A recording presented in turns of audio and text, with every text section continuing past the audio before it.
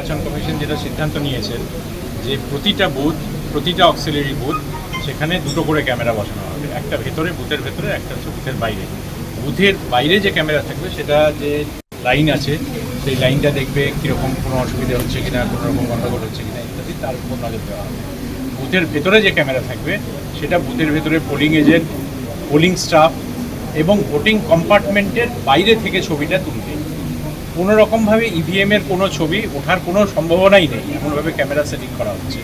এবং লক্ষ্যটা হচ্ছে যে যাতে এখান থেকে, আর এই যে আপনারা কন্ট্রোল রুম দেখছেন, এখানে 72খানা টিভি স্ক্রিনে একসাথে প্রায় 500 বুথের ছবি কন্টিনিউয়াসলি দেখতে পাবেন মাইক্রো অবজারভাররা। তারা এখানে এআই সিস্টেম থাকবে যাতে কোনো রকম যদি কোনো জিনিস যদি স্বাভাবিক না হয় বুথের মধ্যে, তাহলে এআই এর মাধ্যমে সঙ্গে সঙ্গে জানাবে যে এই বুথটায় সমস্যা হচ্ছে। তখন এখানে 10খানা টেলিফোন লাইন থাকবে, আপাতত ঠিক হয়েছে যে 10টা টেলিফোন লাইন থাকবে, আরও বাড়ানো হতে পারে যদি প্রয়োজন হয়। সঙ্গে সঙ্গে sector office, observer, police observer এবং কুইক রেসপন্স টিমের কাছে খবর চলে যাবে এখান থেকে যে তুমি ওই বুথে গিয়ে দেখো।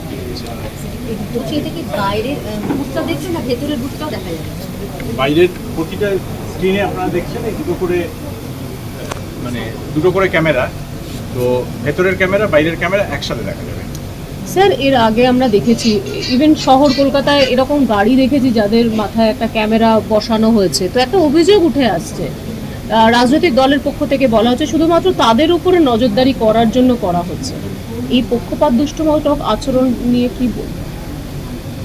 এটা তো ইলেকশন প্রক্রিয়াটার ওপর নজরদারি করার জন্য করা হচ্ছে। লক্ষ্যটা হলো যে কোনো জায়গায় যদি কোনো রকম অশান্তি হয়, যেটা অসুবিধে হয় পোলিং ডেতে, যে অনেক সময় সংবাদটা অনেক পরে আসে, ইন্টারভেনশনটা অনেক পরে হয়, সেটা যাতে তৎক্ষণাৎ করা যায় সেই জন্যই এটা লক্ষ্য। আর দ্বিতীয় কথা হচ্ছে যে এটা যেহেতু 100% কাভারেজ হচ্ছে, এটা ফোর্স মাল্টিপ্লায়ারের কাজ করবে। সব জায়গায় তো একই সাথে সমস্ত পুলিশ, সিপিএমএফ ইত্যাদি থাকবে, সিপিএমএফ থাকবে সমস্ত বুথে, কিন্তু তাছাড়াও যে সাপোর্ট লাগবে, ধরুন কোথাও যদি মেশিন খারাপ হয়ে থাকে, কোথাও যদি বেশি ভিড় হয়ে থাকে, কোথাও যদি অন্যরকম কোনো সমস্যা হয়, তাহলে যাতে তৎক্ষণাৎ সেখানে পৌঁছতে পারে সেক্টর বা কিওয়ার্ডটি, সেই জন্যই এই ব্যবস্থা করা হয়েছে। কতজন মাইক্রো অবজারভার থাকবে?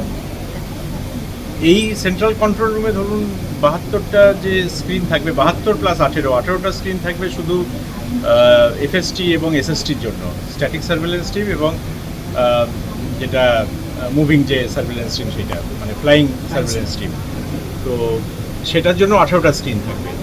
আর যে 72টা থাকবে সেই 72টার মোটামুটি ধরুন এক একটায় তো 9টা করে, 9 ইন্টু 2, 18 ইন্টু মানে তো ধরুন 200 মতো, প্রায় 200 মাইক্রো অবজারভার থাকবে। যে টেলিফোন নাম্বার সেটা কি এখান থেকে থাকবে, এখানকার আলাদা নাম্বার নাকি কোনো কন্ট্রোল? হ্যাঁ, অভিযোগের জন্য স্পেসিফিক 10টা টেলিফোন নাম্বার থাকবে শুধু অভিযোগের জন্য। সেটা পরে জানানো? হ্যাঁ, সেটা জানানো হবে। আমরা লাইনটা অ্যাপ্লাই করেছি আজকে। এন্টার স্টেট কানেক্টেড হবে, টোল ফ্রি নাম্বার হবে, টোল ফ্রিতে যে কেউ অভিযোগ জানাতে পারেন। অভিযোগ জানালে আরেকটা সুবিধা হচ্ছে, যেহেতু অভিযোগটা এই একই জায়গায় নেওয়া হবে, সঙ্গে সঙ্গে সেই কোন পোলিং বুথ সংক্রান্ত হচ্ছে সেটা সঙ্গে সঙ্গে এখানে স্ক্রিনে দেখে নেওয়া যাবে যে অভিযোগ যেটা হচ্ছে সেটা সত্যি অভিযোগ কিনা, সঠিক কিনা। কত booth? 80,000 something auxiliary plus media 85,000। হ্যাঁ, 85,000-এর কাছাকাছি। তবে 85,000 তো একদিনে হবে না, প্রথম ফার্স্ট ফেজে যা হবে, তারপর সেকেন্ড ফেজে। আজকে থেকে শুরু হয়ে গেল এই কন্টিনিউ?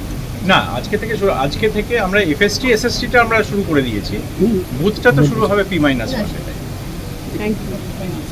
এখানে